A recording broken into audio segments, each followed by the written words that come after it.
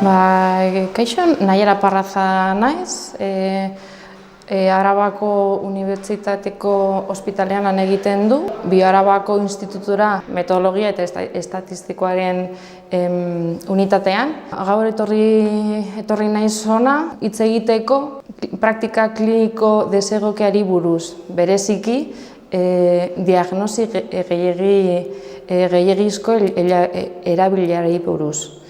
Eta orokorrean, hasi gara esanez zertzan datza, gero azaldu dugu gutxi gora bera beren hauen gutxiko balioko praktikak jatorria, beren ondorioz, eta bukatzeko murrizteko estrategia batzuk eman ditugu. Eta hau da guztia.